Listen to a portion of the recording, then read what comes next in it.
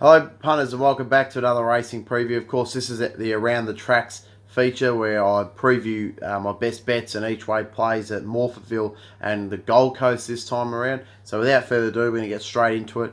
Look at this first race. We're going to go to Morphettville first, like we usually do. And going to run through the card there. So get your form books open and have a look at those in case you want to have a play outside of Randwick and Moonee Valley tomorrow.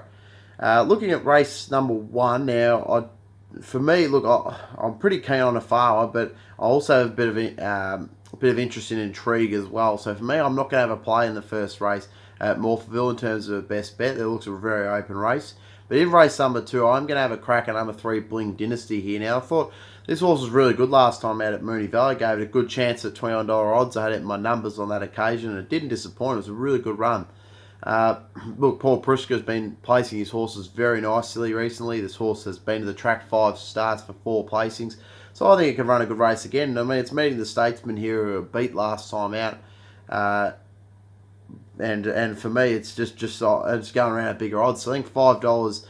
The win looks a pretty good bet to start off the race number 2 at Morphettville. So it's race number 2, number 3, Bling Dynasty at $5.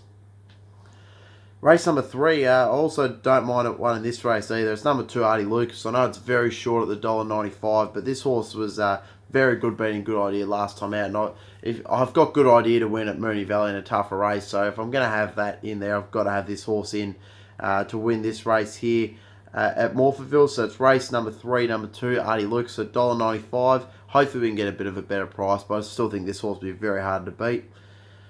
Race number 4, I do like one in this race as well. It's number 4, Crockett for Tony McAvoy and Beren Forster. It's a great combination to go with if you bet in South Australia. This horse is first up here. It's just had a decent trial leading in. Last prep, it was really good first up. It was second behind One Ball, who's a very speedy type. Then went into a 3-0 race behind East India Man and then Zatori at Caulfield before a four-length fifth behind Big Night Out. That's much better form than these. It's maybe a fraction sharp first up, but I think this horse will be ready to go. And with that key booking of Bren Forster and Tony McAvoy as the trainer, they're such a formidable duo. I think this horse is a great play at $5.50 and $1.95 the play. So it's race number 4, number 4, Croquette each way. Moving into race number 5. Now, I'm going to have a play at this horse, number 1, Arrow Lane, with the Stephen Falk in the saddle. The forklift was tested in better company last time out behind Usain Bowler by trainer John Hickmont. Prior to that, it was in good winning form at Morphettville and then Gawler. So a return to that sort of form, we'll see it win here again. I think has to carry the top weight, but barrier 1 will suit it very nicely. There's a bit of speed in the race, but I think the forklift can get it over the line. So it's race number 5, number 1, Arrow Lane at $2.50. Moving on now into race number 6, and I like a horse called number 12, the oh jeez, this is a bit of a tongue twist. This one, Anamnesis. There you go, got it eventually.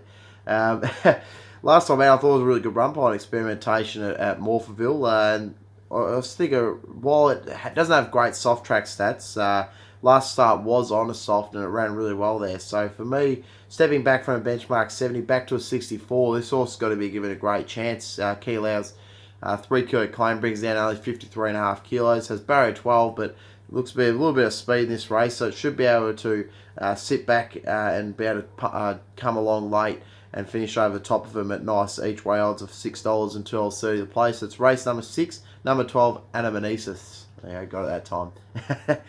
Race number 7, I do like number 1, Tan Chat Trusting here. Louis German's on for Tony McAvoy. This horse was pretty good last time out at Moonee Valley in a strong race by New Universe. Prior to that was beaten by cars off over 2,000 metres and second board. It's been racing in much better company. Comes back to benchmark 86 here. Back to Morphettville, which it runs really well at. So 2 starts on the track for a win. And it's had 14 starts on a soft track for 4 wins, 4 placements. This horse has got to be given a great chance. It's race number 7, number 1, Tan Chat Trusting at $5 the win and $2 the place. Moving on now into race number 8. And for this race, I don't mind a horse with a bit of each way odds here. Is number 8, Bayou. I was pretty keen on it last time out at Morphettville behind Ambertone. I thought it was an okay run from back in the field, and while it's not great on the soft tracks, had 6 starts for 3 placings. I just think it's got a bit of form at the tracks. Had 8 starts for 2 wins, 3 placings. The speed will be on in this race, and I just think it'll be able to charge over late. I just couldn't get into Magic Sunset at $1.95. I'd much rather make a play at Bayou at $7 the win and $2.20 the place.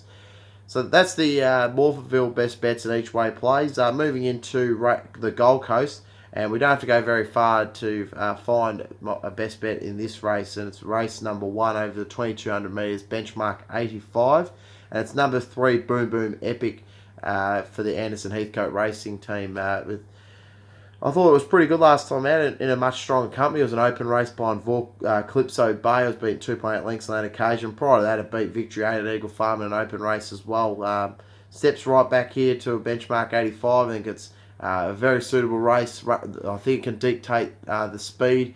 And $6 a win, $1.90 the place, I think is a very nice play to start off our day at the Gold Coast. So it's race number 1, number 3, Boom Boom Epic at $6 the win and $1.90 the place.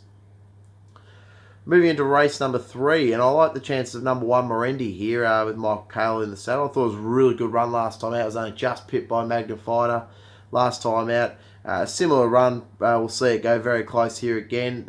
Has had a win at the track before and a placing from 4 starts.